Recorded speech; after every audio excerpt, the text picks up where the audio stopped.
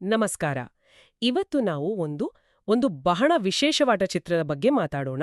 1999ರಲ್ಲಿ ಬಂದ the matrix. ಆಹಾ, the matrix ಒಂದು ಅದ್ಭುತ ಸಿನಿಮಾ ಅದು. ಹೌದು.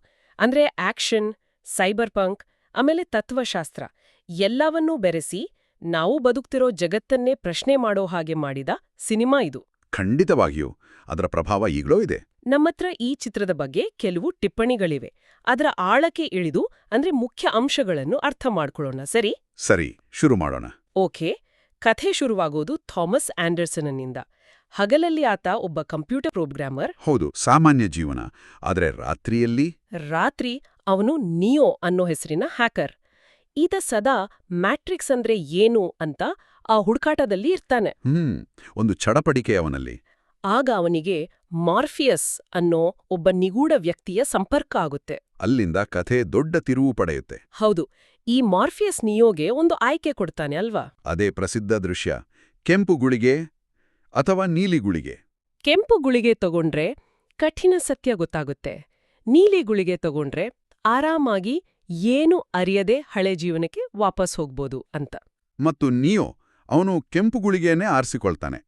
ಅಷ್ಟೇ, ಅವನ ಇಡೀ ಪ್ರಪಂಚವೇ ತಲೆ ಕೆಳಗಾಗುತ್ತೆ. ಹೌದು, ಆ ಕ್ಷಣದಿಂದ ಅವನ ಗ್ರಹಿಕೆ ಅದು ಸಂಪೂರ್ಣ ಬದಲಾಗುತ್ತೆ. ಹಾಗಾದ್ರೆ ಏನಿದು ಮ್ಯಾಟ್ರಿಕ್ಸ್? ಅದೇ ಮುಖ್ಯ ಪ್ರಶ್ನೆ.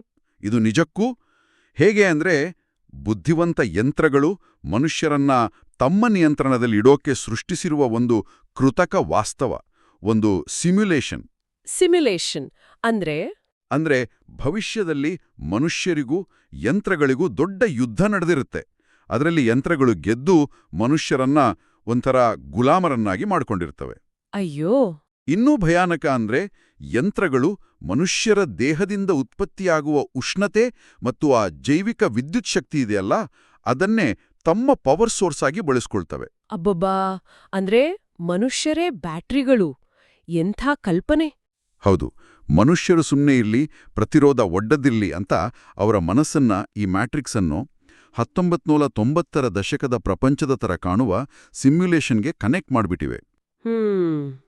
ಎಲ್ಲರೂ ಆ ಭ್ರಮೆಯಲ್ಲೇ ಬದುಕಿರ್ತಾರೆ. ಹೌದು. ಈ ಸತ್ಯ ಗೊತ್ತಾದ ಕೆಲವರನ್ನ ಮಾತ್ರ ಅಲ್ಲಿಂದ ಹೊರತಂದು ಆ ಪಾಳುಬಿದ್ದ ನಿಜವಾದ ಜಗತ್ತಿಗೆ, ಯುದ್ಧದ ನಂತರದ ಜಗತ್ತಿಗೆ ಕರೆತರಲಾಗುತ್ತೆ. ಓಕೆ. ಹಾಗಾದ್ರೆ ಈ ಕಥೆಯಲ್ಲಿ ಮುಖ್ಯ ಪಾತ್ರಗಳ್ಯಾರು? ನಿಯೋ ಆಯ್ತು. ನಿಯೋ ಅವನು ಕಥಾನಾಯಕ, ದಿ ಒನ್ ಅಂತ.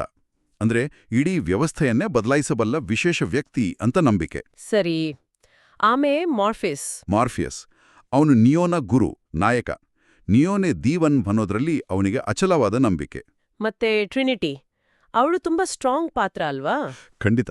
ಟ್ರಿನಿಟಿ ಒಬ್ಬ ಪ್ರಬಲ ಹೋರಾಟಗಾರ್ತಿ, ಅದ್ಭುತ ಹ್ಯಾಕರ್, ಮಾರ್ಫಿಯಸ್ನ ಬಲಗೈ ಬಂಟೆ ಇದ್ದ ಹಾಗೆ. ಇವರ ಜೊತೆಗೆ ವಿಲನ್ ಕೂಡ ಇರಬೇಕಲ್ಲ? ಹೌದು, ಏಜೆಂಟ್ ಸ್ಮಿತ್. ಇವನು ಮ್ಯಾಟ್ರಿಕ್ಸ್ನೊಳಗಿನ ಒಂದು AI ಪ್ರೋಗ್ರಾಮ್ ಅಷ್ಟೇನಾ? ಹೌದು. ಸಿಸ್ಟಮ್ನ ವೈರಸ್ಗಳನ್ನ ಅಂದ್ರೆ ನಿಯಮ ಮುರಿಯುವವರನ್ನ ಹುಡುಕಿ ತೆಗೆಯುವ ಕೆಲಸ. ಆದರೆ ಅವನು ಕೇವಲ ಪ್ರೋಗ್ರಾಮ್ ಆಗಿ ಉಳಿಯಲ್ಲ. ಹೇಗೆ?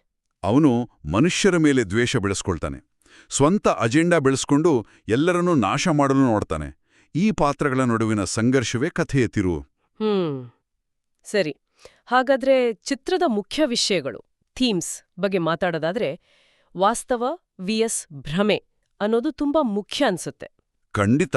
ಅದು ಕೇಂದ್ರ ವಿಷಯವೇ ಸರಿ. ನಿಜ ಅಂದ್ರೆ ಏನು ಅನ್ನೋ ಪ್ರಶ್ನೆ ಪದೇ ಪದೇ ಬರುತ್ತೆ.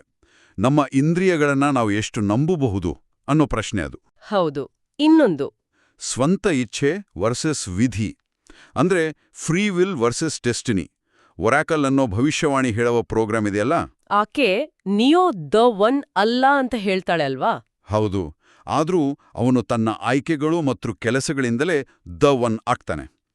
ಇದು ವಿಧಿಯನ್ನ ಮೀರಿ ನಿಲ್ಲುವ ಕಲ್ಪನೆ. ಆಸಕ್ತಿಕರವಾಗಿದೆ. ಹಾಗೆ ನಿಯಂತ್ರಣ ವರ್ಸಸ್ ಬಂಡಾಯ. ಯಂತ್ರಗಳ ಕಾಣದ ನಿಯಂತ್ರಣಕ್ಕೆ ಮನುಷ್ಯರು ಹೇಗೆ ಪ್ರತಿರೋಧ ಒಡ್ತಾರೆ ಅನ್ನೋದು. ಜೊತೆಗೆ ಸೈಬರ್ ಪಂಕ್ ಅಂಶಗಳು, ಗುರುತು, ಕೃತಕ ಬುದ್ಧಿಮತ್ತೆ, ಕೌಶಲ್ಯಗಳನ್ನು ಮೆದುಳಿಗೆ ನೇರವಾಗಿ ಅಪ್ಲೋಡ್ ಮಾಡೋದು, ಇದೆಲ್ಲ ಇದೆ. ಆಮೇಲೆ ಆ ಕ್ಲೈಮ್ಯಾಕ್ಸ್ ಇದೆಯಲ್ಲ, ಅದ್ಭುತ. ಹೌದು. ತಂಡದ ಸದಸ್ಯ ಸೈಫರ್ನ ದ್ರೋಹ. ಅವನು ಮಾಫಿಯಸ್ನ ಏಜೆಂಟ್ಗೆ ಹಿಡಿದುಕೊಡ್ತಾನೆ. ಅವನಿಗೆ ಆರಾಮದ ಭ್ರಮೆ ಜೀವನ ಬೇಕು. ಆಗ ನಿಯೋ ಮತ್ತು ಟ್ರಿನಿಟಿ ಮಾರ್ಫಿಯಸ್ನ ರಕ್ಷಿಸಲು ಮ್ಯಾಟ್ರಿಕ್ಸ್ಗೆ ವಾಪಸ್ ಹೋಗ್ತಾರೆ. ಅಲ್ಲಿ ದೊಡ್ಡ ಫೈಟ್. ಏಜೆಂಟ್ ಸ್ಮಿತ್ ಜೊತೆಗಿನ ಫೈಟ್. ಹೌದು, ಅಲ್ಲಿ ಸ್ಮಿತ್ ನಿಯೋನನ್ನ ಕೊಂದ್ರಾಗ್ತಾನೆ ಅಂತ ಅನ್ಸುತ್ತೆ. ಆದ್ರೆ ನಿಯೋ ಮತ್ತೆ ಜೀವಂತವಾಗಿ ಬರ್ತಾನೆ. ಹೌದು, ಆ ಕ್ಷಣದಲ್ಲಿ ಅವನಿಗೆ ತಾನೇ ದಿ ಒನ್ ಅನ್ನೋ ಅರಿವಾಗುತ್ತೆ. ಅವನು ಮ್ಯಾಟ್ರಿಕ್ಸ್ನ ನಿಯಮಗಳನ್ನೇ ಮೀರಿ ನಿಲ್ತಾನೆ. ಆ ಗುಂಡುಗಳನ್ನ ಗಾಳಿಯಲ್ಲೇ ತಡೆಯೋ ದೃಶ್ಯ. ಆಮೇಲೆ ಏಜೆಂಟ್ ಸ್ಮಿತ್ತನ್ನೇ ಸೋಲ್ಸೋದು. ಅಲ್ಲಿಗೆ ಅವನು ಮ್ಯಾಟ್ರಿಕ್ಸ್ ಮೇಲೆ ಸಂಪೂರ್ಣ ಹಿಡಿತ ಸಾಧಿಸ್ತಾನೆ. ಈ ಚಿತ್ರದ ಶೈಲಿ, ಅದರ ಪ್ರಭಾವದ ಬಗ್ಗೆ ಸ್ವಲ್ಪ ಹೇಳಿ. ಇದರ ಮೇಲೆ ಹಲವು ಪ್ರಭಾವಗಳಿವೆ. ಪ್ರಾಚೀನ ಗ್ರೀಕ್ ತತ್ವಜ್ಞಾನಿ ಪ್ಲೇಟೋನ ಗುಹೆಯ ರೂಪಕ ಇದೆಯಲ್ಲ, ಅದರ ಆಧುನಿಕ ರೂಪ ಅನ್ನಬಹುದಾ? ಖಂಡಿತ. ಹಾಗೆ ರೆನೆ ಡೆಕಾರ್ಟ್ನ ನಾನು ಯೋಚಿಸುತ್ತೇನೆ ಆದ್ದರಿಂದ ನಾನು ಇದ್ದೇನೆ ಅನ್ನೋ ವಿಚಾರ ಕೂಡ ಇದೆ. ಧಾರ್ಮಿಕ ಸಂಕೇತಗಳೂ ಇವೆ. ನಿಯೋ ಒಬ್ಬ ರಕ್ಷಕನ ತರಹ, ಮೆಸ್ಸಾಯ ವ್ಯಕ್ತಿ, ಪುನರ್ಜನ್ಮದ ಕಲ್ಪನೆ. ಆಕ್ಷನ್ ಬಗ್ಗೆ ಹಾಂಗ್ಕಾಂಗ್ ಆಕ್ಷನ್ ಸಿನಿಮಾಗಳ style, ghost in the shell ತರಹದ ಜಪಾನೀಸ್ ಅನಿಮೆಗಳ ಪ್ರಭಾವ ಸ್ಪಷ್ಟವಾಗಿ ಕಾಣುತ್ತೆ. ಮತ್ತೆ ಆ ಬುಲೆಟ್ ಟೈಮ್. ಬುಲೆಟ್ ಟೈಮ್ ಅದು ದೊಡ್ಡ ವಿಷಯವಾಗಿತ್ತು.